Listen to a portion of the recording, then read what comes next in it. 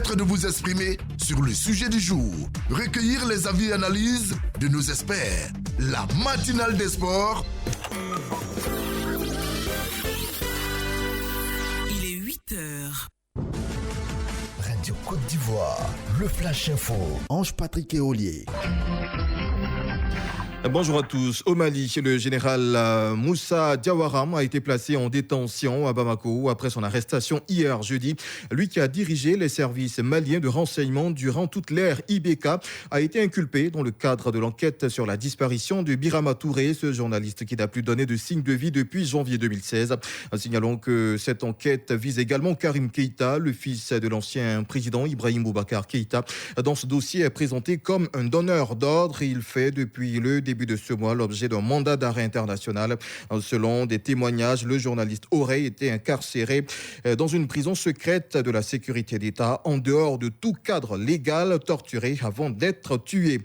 En Guinée équatoriale, 6 militaires français arrêtés à Bata, dans la capitale économique. Leur hélicoptère a été immobilisé dans la seconde ville du pays après son atterrissage ce mercredi. Selon les autorités équato-guinéennes, l'appareil avait atterri sans autorisation. Malabo n'exclut pas une opération d'espionnage et une provocation de la part de Paris. Les autorités françaises, par contre, avancent la thèse d'escale technique à Bata. L'équipage, selon elle, disposait des autorisations nécessaires. Cet incident survient après la condamnation définitive en France de Théodorine Obiang Nguema, le vice-président équato-guinéen, dans le cadre de l'affaire dite de biens mal acquis. Autre actualité africaine, au Tchad, plusieurs centaines de manifestants dans les rues de la capitale. Environ 500 personnes ont manifesté hier jeudi contre le Conseil militaire de transition, la junte au pouvoir depuis la mort de Idriss Déby Itno au mois d'avril dernier. Signalons que c'est la première fois que le pouvoir autorise une manifestation de l'opposition depuis cette disparition. Il faut réviser la charte de transition pour mettre en place un pouvoir au civil. C'est ce qu'ont exigé les initiateurs de cette marche de protestation. En dernière information, en Tunisie, un décret présidentiel charge Rada Razalaoui de gérer le ministère de l'Intérieur. Dans un communiqué, le président tunisien Kais Saied a annoncé nommer un conseiller de sécurité en charge du ministère de l'Intérieur.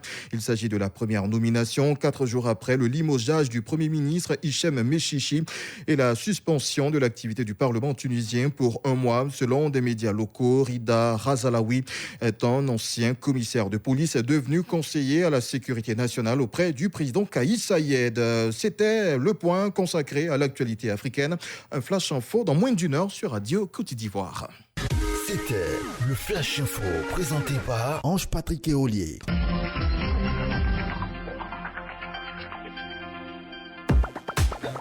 Découvrez l'actualité nationale et internationale sur votre radio. Radio Côte d'Ivoire, 88.0. 88.0 Abidjan. 88 FM Abidjan. 24h/24. Radio Côte d'Ivoire. Numéro 1. Numéro 1. Sur l'info. Sur l'info. Et le sport.